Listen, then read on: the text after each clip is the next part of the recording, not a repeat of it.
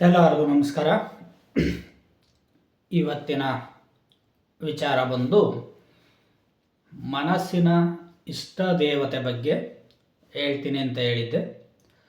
So ಇದ್ರ ಬಗ್ಗೆ ತುಂಬ ಅಂತಂದರೆ ನಮಗೆ ಏನು ಈ ಅಘೋರಿಗಳ ವಿದ್ಯೆಗಳನ್ನು ಕಲಿಸ್ಬೇಕಾದ್ರೆ ನಮ್ಮ ಇಷ್ಟ ದೈವಗಳನ್ನು ಯಾವುದು ಅಂತ ನೋಡಿ ಆ ನಂತರ ನಮಗೆ ಅದ್ರ ಬಗ್ಗೆ ಒಂದು ವಿಶ್ಲೇಷಣೆಯನ್ನು ಕೊಡ್ತಕ್ಕಂಥದ್ದು.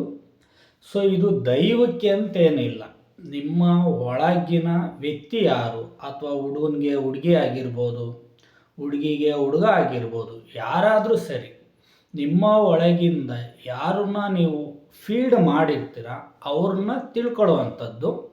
ಸೊ ಅದಕ್ಕೆ ಸ್ವಲ್ಪ ದಿವಸ ಟೈಮ್ ಹಿಡಿಯುತ್ತೆ. ಸೊ ಅದಕ್ಕೆ ತಕ್ಕಂತೆ ನೀವು ಕೂಡ ಮಾಡಬೇಕಾಗ್ತದೆ. ಈಗ ನಮ್ಮಲ್ಲಿ ಏನಾಗಿದೆ ಅಂತಂದ ಬಂದಾಗ ನಮಗೆ ಒಂದು ಇಷ್ಟ ದೈವ ಅಂತ ಇರ್ತದೆ. ಈಗ ತುಂಬ ಜನ ಆಂಜನೇಯ ಸ್ವಾಮಿಯನ್ನು ಮಾಡ್ತಿರ್ತಾರೆ, ಇನ್ನು ಕೆಲವರು ತಿರುಪತಿ ವೆಂಕಟರಮಣ ಸ್ವಾಮಿ ಮಾಡ್ತಿರ್ತಾರೆ, ಹಾಗೆ ಕೆಲವೊಬ್ಬರು ಶಕ್ತಿ ದೇವತೆಗಳನ್ನು ಆರಾಧನೆಯನ್ನು ಮಾಡ್ತಿರ್ತಾರೆ, ಅವರಿಷ್ಟ. ಆದರೆ ಕುಲದೈವ ಅಂತ ಹೇಳಿ ನಮಗೆ ಥಾಟ್ ಪೂರ್ತಿ ಒಂದು ಕುಲದೈವದ ಕಡೆ ನಿಲ್ಲಿಸಿರ್ತಾರೆ. ಸೊ ನಮಗೆ ನಾವೇನೇ ಪೂಜೆ ಮಾಡೋಕ್ಕೆ ಹೋದರೂ ಫಸ್ಟು ಅವ್ರು ಹೇಳೋದು ನೀವು ಕುಲದೈವ ಅಂತ ಹೇಳಿ ಇದನ್ನ ಮಾಡಿರೋದ್ರಿಂದ ಅದು ಸರಿಯಾಗಿ ಅದು ಪೂಜೆ ಮ್ಯಾಚ್ ಆಗೋದಿಲ್ಲ.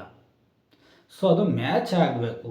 ನಿಮ್ಮೊಳಗೆ ಇರ್ತಕ್ಕಂಥ ದೈವವನ್ನಕ್ಕೆ ನೀವು ಪೂಜೆಯನ್ನು ಮಾಡೋದ್ರಿಂದ ನೀವು ಬೇಗ ನಿಮಗೆ ಬೇಕಾಗಿರ್ತಕ್ಕಂಥದ್ದನ್ನು ನೀವು ಪಡ್ಕೊಳ್ಬೋದು. ಅದು ಹೇಗೆ ಅಂತಂದರೆ, ಒಂದು ಚೆನ್ನಾಗಿ ಒಗ್ದಿರ್ತಕ್ಕಂಥದ್ದು ಒಂದು ಟವಲ್ ಆಗಿರ್ಬೋದು ಅಥವಾ ಒಂದು ಬಟ್ಟೆ ಆಗಿರ್ಬೋದು, ನೆಲಕ್ಕೆ ಹಾಸ್ಕೊಳ್ಳಿ. ಹಾಗೆ ತುಪ್ಪದ ದೀಪ, ಇಲ್ಲ ಅಂತ ಅಂದರೆ ಎಳ್ಳೆಣ್ಣೆ ದೀಪ.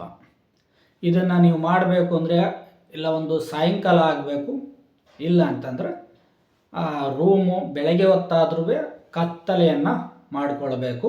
ಆ ನಂತರ ನೀವು ಪ್ರಥಮವಾಗಿ ಮಾಡಬೇಕಾಗಿರ್ತಕ್ಕಂಥದ್ದು ಉತ್ತರ ಅಥವಾ ಪೂರ್ವಮುಖವಾಗಿ ಕುಂತ್ಕೊಂಡು ಬಟ್ಟೆಯನ್ನು ಹಾಸ್ಕೊಂಡು ಅದ್ರ ಮೇಲೆ ಕುಂತ್ಕೊಳ್ಬೇಕು ಆರಾಮಾಗಿ. ಆ ನಂತರ ನೀವು ನಿಮ್ಮ ತುಪ್ಪದ ದೀಪ ಆದರೆ ಬಲಗಡೆ ಇಟ್ಕೊಳ್ಳಿ, ಎಳ್ಳೆಣ್ಣೆ ದೀಪ ಆದರೆ ಎಡಗಡೆ ಮಕ್ಕನಾಗಿ ಇಟ್ಕೊಳ್ಳಿ. ಒಂದು 2-5 ನಿಮಿಷ ಸುಮ್ಮನೆ ಕೂತ್ಕೊಳ್ಳಿ, ಏನು ಬೇಡ್ಕೊಳಕ್ಕೆ ಹೋಗಬೇಡಿ. ಅದಾದ ನಂತರದಲ್ಲಿ ಎದೆ ಮೇಲೆ ಕೈ ಮಡಗಿ ಒಂದು ಪ್ರಾರ್ಥನೆಯನ್ನು ಮಾಡಿಕೊಳ್ಳಿ. ಪ್ರಾರ್ಥನೆಯನ್ನು ಮಾಡ್ತಾ ಒಂದು 5 ನಿಮಿಷ ಪ್ರಾರ್ಥನೆಯನ್ನು ಮಾಡಿ ಆ ನಂತರ ಫುಲ್ಲು ಮೈಂಡು ಬಿಟ್ಬಿಡಿ. ಈಗ ನಿಮಗೆ ಒಂದು ಹುಡುಗಿ ಮೇಲೆ ಇಷ್ಟ ಇದೆ, ಅವಳು ನಮ್ಮನ್ನು ಇಷ್ಟಪಡ್ತಾಳ, ಅಥವಾ ಒಂದು ಹುಡುಗ ಇಷ್ಟ ಇದ್ದಾನೆ ಅವನು ಇಷ್ಟಪಡ್ತಾನ, ಅಥವಾ ನಮ್ಮ ಒಳಗಡೆ ಇರ್ತಕ್ಕಂಥ ದೈವ ಇದೆ, ಸೊ ಆ ದೈವ ಯಾವುದು, ಅದಕ್ಕೆ ನಾನು ಪೂಜೆ ಮಾಡಿದ್ರೆ ನನಗೆ ಬೇಕಾದದ್ದನ್ನು ಪಡ್ಕೊಳ್ಬೋದಾ, ಇದು ಪಡ್ಕೊಳ್ಳಿಕ್ಕೆ ಮಾಡುವಂಥ ಸಿಂಪಲ್. ಸೊ ಅದಕ್ಕೆ ಬೇರೆ ಬೇರೆ ಇದೆ. ಸೊ ಇದು ತುಂಬ ಸಿಂಪಲ್ ಆಗಿರೋದ್ರಿಂದ ಇದನ್ನು ಹೇಳ್ತಾ ಇದ್ದೀವಿ. ಹಾಗೆ ಪ್ರಾರ್ಥನೆಯನ್ನು ಮಾಡಿಕೊಂಡು ಪೂರ್ತಿಯಾಗಿ ಬಿಟ್ಬಿಡಿ ಮೈಂಡನ್ನು. ಆಗ ಒಂದು 5-10 ನಿಮಿಷ ಆಗ್ತಿದ್ದಂಗೆ ನಿಮ್ಮ ಬಾಡಿ ಸ್ವಲ್ಪ ವಾಲಾಡಲಿಕ್ಕೆ ಶುರು ಆಗ್ತದೆ. ಕಣ್ಣು ಮುಚ್ಚಿರ್ತೀರ, ಕಣ್ಣು ಓಪನ್ ಮಾಡಬೇಕು ಅನಿಸುತ್ತೆ. ಸೊ ಮಾಡಬೇಡಿ. ತುಟಿ ಮತ್ತು ಒಳಗಿಂದ ಒಂದು ಸ್ಮೈಲ್ ಬರ್ತದೆ, ಏನೋ ಒಂದು ರೀತಿಗೆ ಒಂದು ಹೊಸ ಅನುಭವ ಆಗ್ತದೆ. ಸೊ ಆ ಹೊಸ ಅನುಭವವನ್ನು ಫೀಲ್ ಮಾಡಿ. ಸೊ ಆ ನಂತರ ನೋಡಿ ನಿಮ್ಮ ಇಷ್ಟ ದೈವ ನಿಮ್ಮ ಕಣ್ಣ ಮುಂದೆ ಬರುತ್ತೆ. ಸೊ ನೀವು ಯಾವುದಾದ್ರೂ ಹುಡುಗಿ ಬಗ್ಗೆ ಮಾಡೋದಾದರೆ ಅವ್ರ ಬಗ್ಗೆ ಪ್ರೇಯರ್ ಮಾಡಿ.